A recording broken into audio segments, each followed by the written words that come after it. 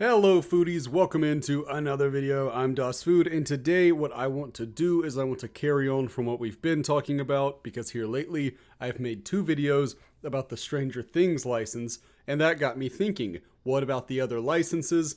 What is up with them? What's their future looking like? And look, I know, I don't want to claim that I have some insider information, that I got a source, and that source is reliable, damn it. No, none of that. This is just me looking at what we know, what anybody could know, just through a quick Google search, and applying some common sense and saying, okay, which licenses are we likely to have in the next, say, 2 years, and which ones are probably not going to be here anymore? Because it is my opinion that it is more likely than not that more licenses eventually leave. And that's not because herd or DBD's dying or anything like that.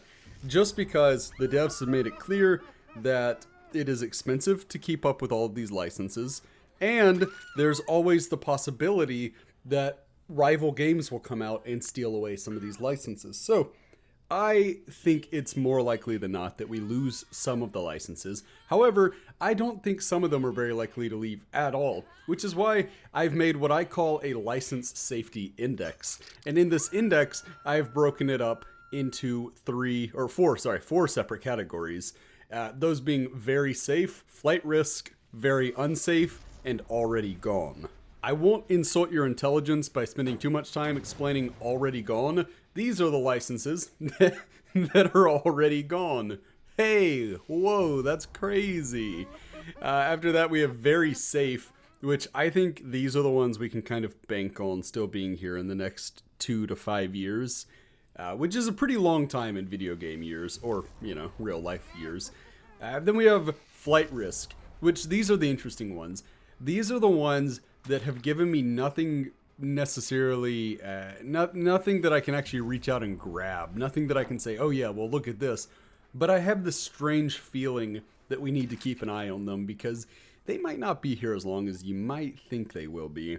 And then we have very unsafe. These are the ones that I'm essentially waiting for the announcement that they're going to leave. And not waiting as in I want them to leave. Waiting as in it's going to happen at some point, I believe.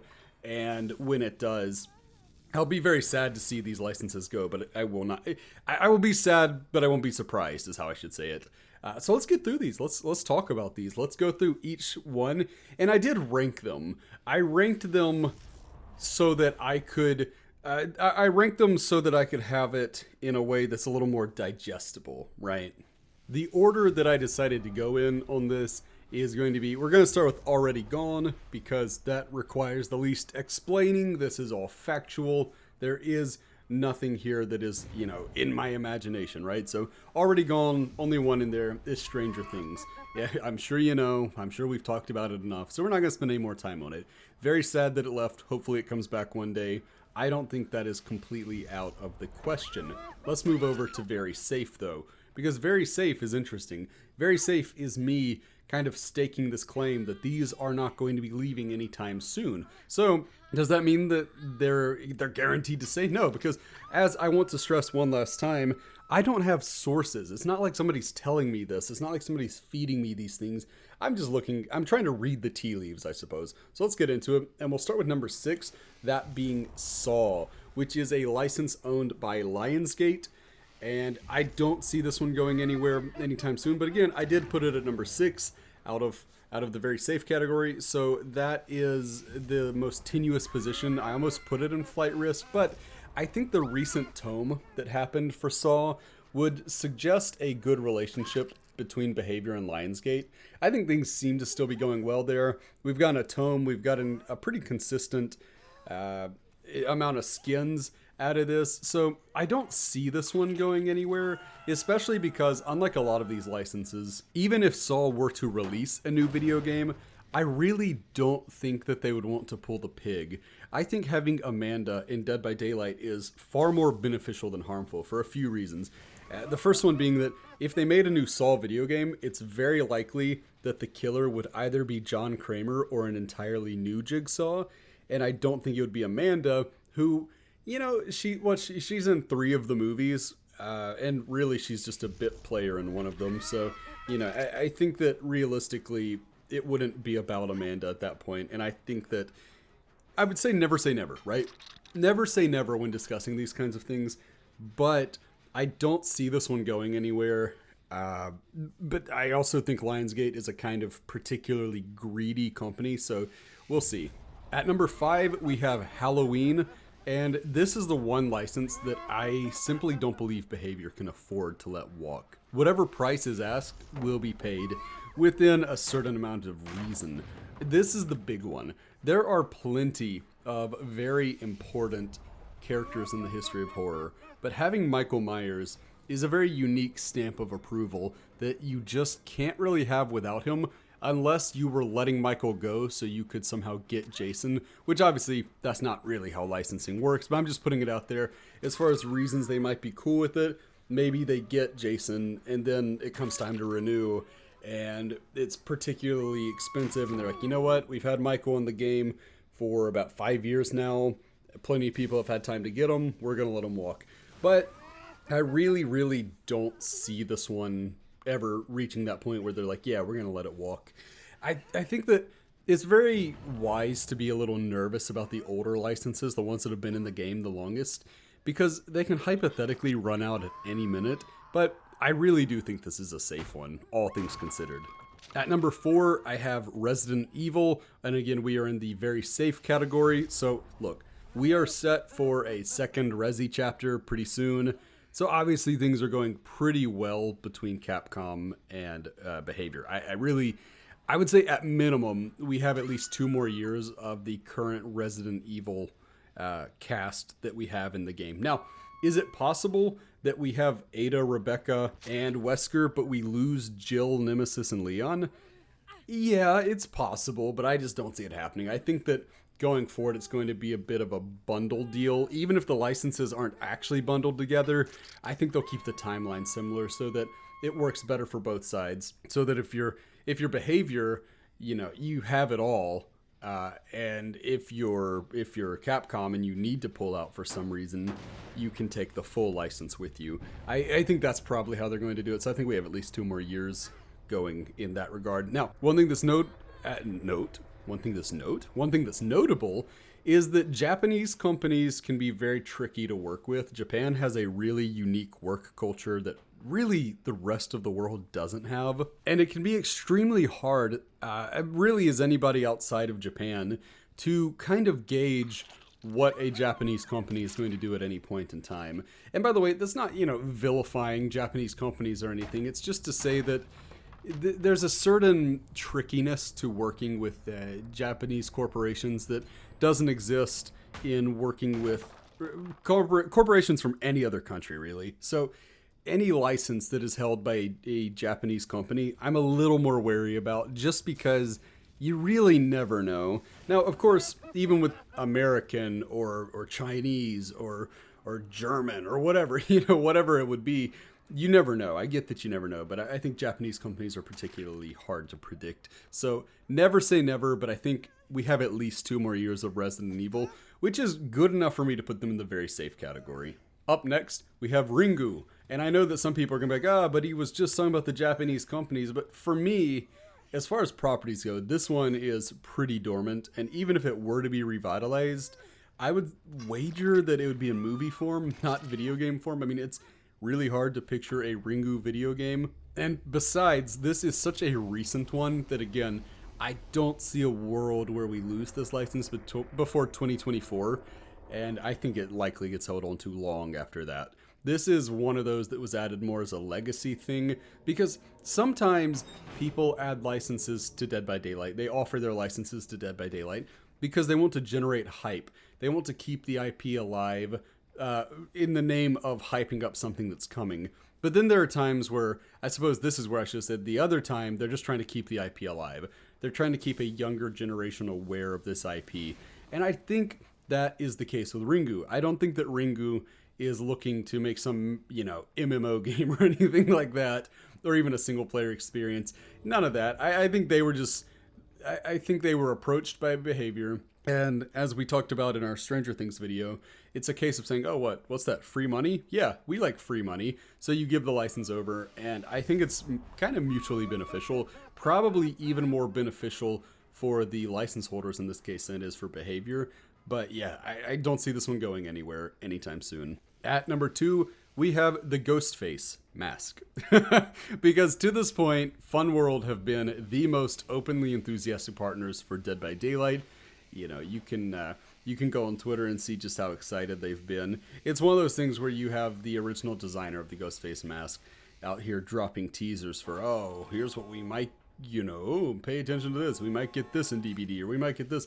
And it's been really fun. And I just don't really see them pulling it, namely because they're so willing to license the mask that they've allowed it to become really a staple of one of the most popular and important slasher film series in the history of horror. So if they're willing to license it out for the right price to Scream for all of this time, I just don't necessarily see a world where all of a sudden they try to gouge behavior for it or anything like that.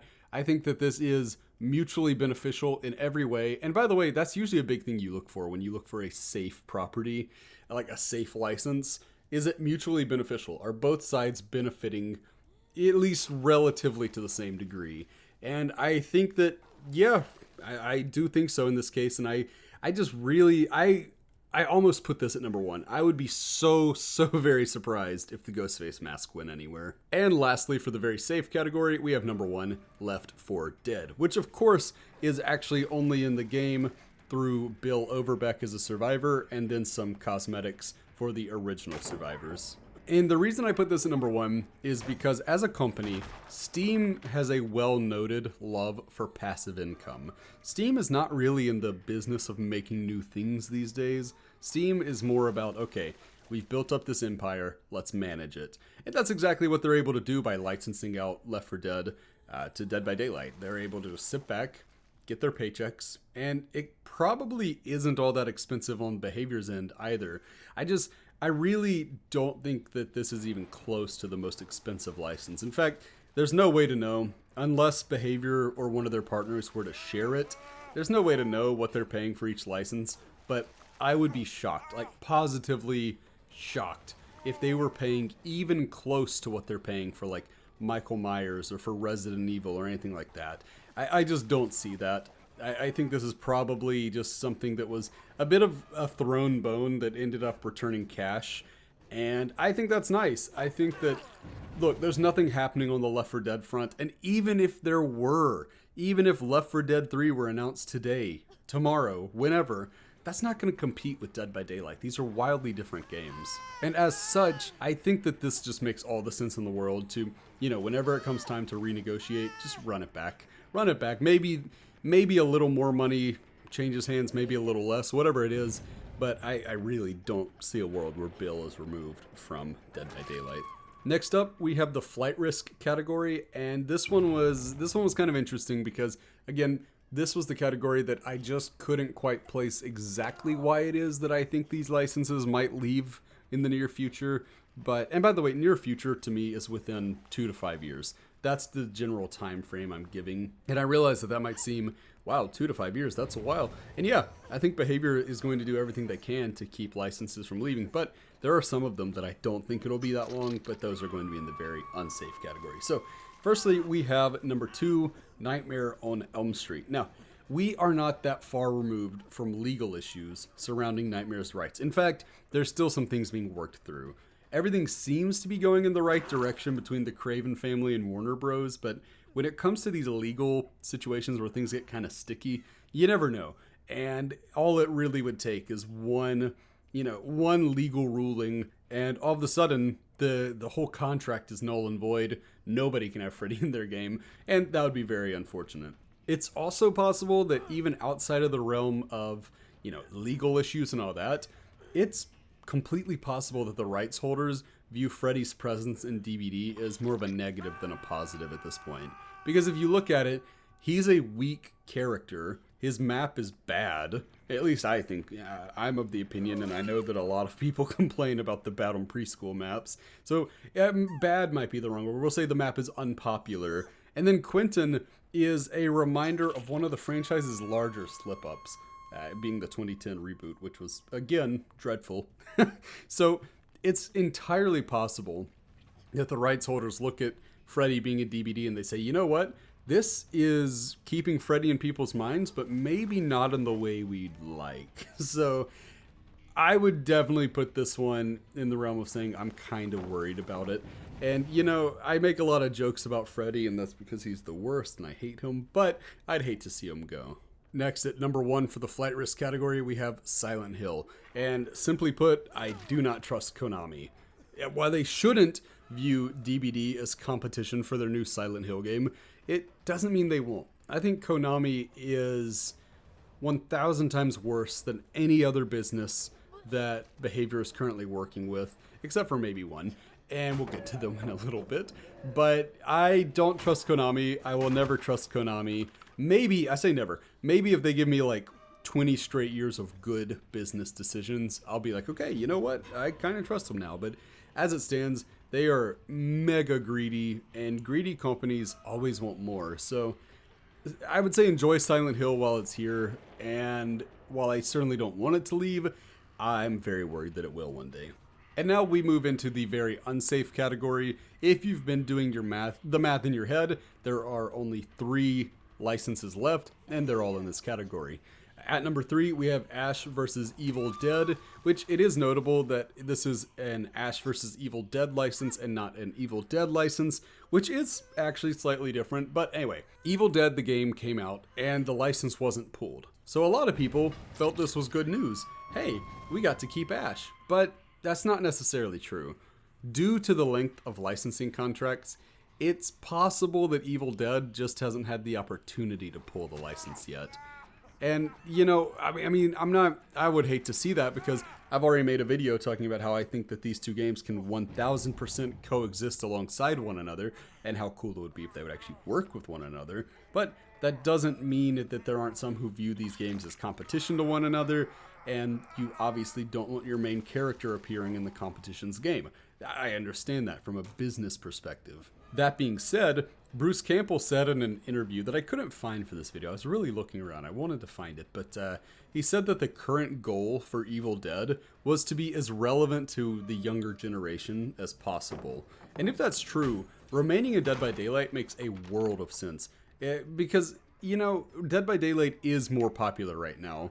Will it be that way in 5 years? Yeah, probably, but maybe not. But it is more popular right now. So if their main goal is to keep Evil Dead fresh in people's minds, especially with the show having been canceled and no movies seeming to be in the pipe, this is a good way to do it. And I certainly wouldn't want it to leave, but I can't in good conscience I can't keep it out of the very unsafe category, because I do think it leaves probably within the next year or so. At number 2, we have Hellraiser. Now, there is one thing that I think is important to point out here. Because of recency, I think that we should have at least another year plus of having this license. But mark my words, this one will not last. I do not trust I said I don't trust Konami, right? In the same way, I don't trust crypto bros and the types that they associate with either. Rug pulls are a massive thing in crypto, and I would not be shocked to see Pinhead's rights holders add him, make their cash, and dip. That is the type of behavior I expect from NFT bros, and I just don't trust these right holders. Also, we've seen that they can be kind of a little sensitive, seeing as though they were the ones who didn't like the "I came" jokes. So overall, this is not one I'm comfortable with at all. I was very excited to get Hellraiser. I think it's been a great chapter or paragraph, and I'm very happy that Pinhead and Chatterer are in the game, but I'm putting this one out there right now, and I don't think a lot of people have this one on their radar as one that might leave. While I think that Behavior is they're likely to either sign their contracts for a year or 2 years at a time. If it's 2 years, we definitely have some more time with Hellraiser. But if it's 1 year, gosh, I get a little worried about that. But here's hoping I'm wrong. Because again, I think Hellraiser and Hellraiser 2 are some of my favorite horror films of all time. And I love having Pinhead in the game, so I certainly hope he doesn't go anywhere. But the day that I trust my happiness, or at least part of my happiness, to NFT bros is the day that I deserve to get hurt. So I'm not holding my breath. And at number 1, you probably saw this coming. It's Texas Chainsaw Massacre. Now, the new Texas Chainsaw game is coming out, and it looks to compete head-to-head with DBD. And with that in mind, I would be pretty shocked if Leatherface isn't pulled as soon as possible. Now, what does as soon as possible mean? It's hard to say, really. It's hard to say because we don't know the length of these contracts. Now, we can reason that if it's signed a year at a time or 2 years at a time, we can go back to release date and play that game from there. But for a license like Texas Chainsaw that's been in DBD for so long, it's really impossible to know if at any point in time they've added like, okay, well, we're going to add another 3 months here, or we're going to add 6 months here, or whatever. It's, again, we don't know these things. So what does as soon as possible look like? It's tough to tell. However, I think this one is extremely likely, and I think it's unlikely they release the Texas Chainsaw game before getting the license exclusivity back. I just don't see them leaving it here because whereas Evil Dead, the game, seemed completely capable of living alongside DBD, it is my personal opinion that from what I have seen from the Texas Chainsaw game, this is it's more like VHS. It's like, one of these is going to try to kill the other. And there's just no world in which they leave Leatherface in Dead by Daylight if they actually have goals of competing with Dead by Daylight. In fact, the only reason I can think of that they would leave him in Dead by Daylight would be to avoid angering the DBD community and making them boycott the game that is heavily targeting them. That's the only way I see Bubba staying. And by the way, that's a pretty compelling case too. That is pretty compelling because I do think there would be a portion, however large or however small, that would say, you know what, you took Bubba from us, I'm not going to buy your game. And when you're already targeting a kind of niche genre, you don't want to alienate people like that. So who knows, maybe we live in a really happy world and none of these licenses go anywhere, including Texas Chainsaw. But I just don't necessarily see it, especially not after some of the controversies that Bubba's had in this game. You know the one. I think that so many people add their license to this game to keep it relevant and to generate some hype and whatnot. And when you add your character to the game, the last thing you want is questions of like, is Bubba racist? So I think that probably upset some people that hold the license, that is. And I don't know. I definitely don't see this one sticking around. But I hope it does, because I have been very open about how much I love Booba. He's a good boy. But anyway, that's going to do it for me. If you enjoyed the video, please leave a like. Please subscribe. We are so close to 10K. I'm sorry that my schedule was all kinds of out of whack this week. I had a real, I guess, almost just anxiety attack. Just my panic really spiked here for the last few days. And it was just not super fun. So hopefully we'll get back to normal this upcoming Monday. And until then, I've been Das Food. Bye, friends. I've been dreaming on in my head like I've seen it. A life worth living is a life with meaning. I'll do what I love till my heart stops beating. I'm feeding this demon. Got a taste, can't erase bitterness in my